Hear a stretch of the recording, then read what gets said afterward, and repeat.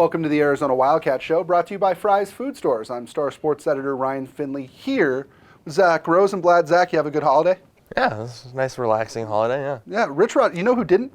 I just blew my own joke. Rich Rodriguez did not have a relaxing holiday. RichRod, you know who didn't? He announces Monday that defensive coordinator Jeff Castile and defensive line coach Bill Kurlavich are both gone. Within hours, it affected Arizona's recruiting. Now, Zach, you're going to take a deeper dive into recruiting as we go forward here.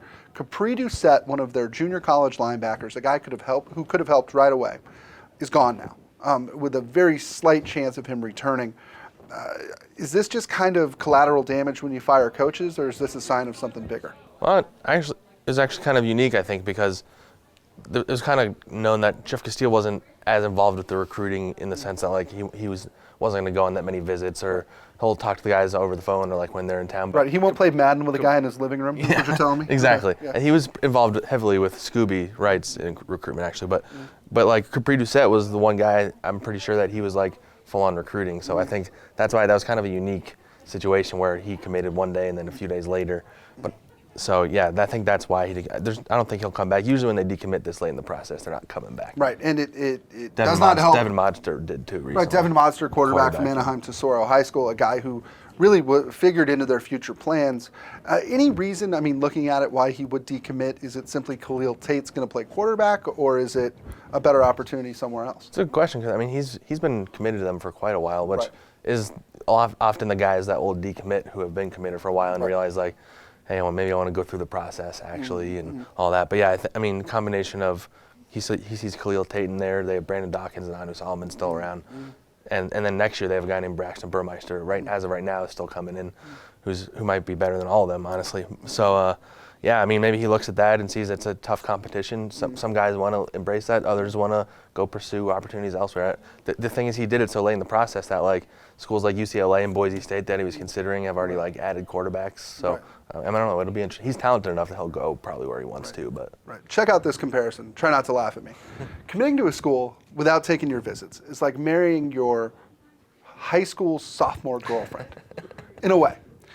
Maybe it works out great for a long time. And it's like marrying them in your sophomore year of high school too, right. But maybe one day you wake up and you're 30 and you go, I've never dated.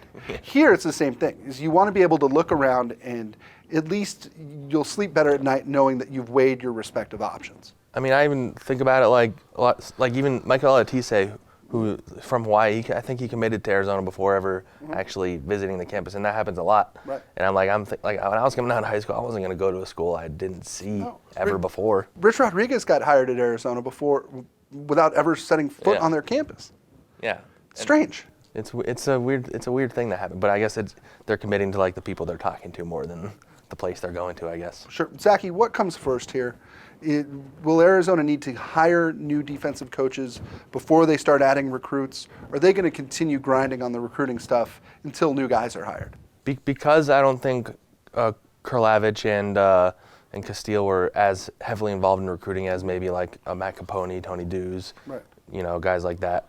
And the fact that they added Jamil Adai, he's able to recruit guys that they already were recruiting, kind of thing. I think they're in good shape, the way they're approaching it, and maybe whoever they bring will be able to bring in some other guys. But I mean, their class is already pretty heavy because they have a lot of gray shirt guys coming in that sat out the fall semester. So the next couple of weeks are going to be interesting for sure as the coaching search continues. Absolutely. National Signing Day, February 4th. Zach Rosenblatt, you've got a month to just grind and grind and grind. And then maybe you'll get a little bit of an off season. Maybe a little tiny bit. And then spring football. Then spring football. Oh my goodness. Well, I will see you in March. Yeah. That'll do it for this episode of the Arizona Wildcat Show, brought to you by Fry's Food Stores.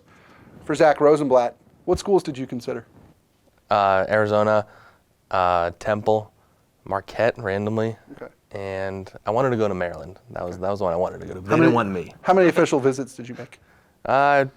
I took some official visits to schools I wasn't actually considering, so probably like 3 to 5 visits. I took quite a few unofficials. I committed on my visit to Arizona, though. Signed the NLI right there. I'm Ryan Finley. We'll see you next time. Try this matchup. Low prices and faster checkout. You can count on it at Fry's.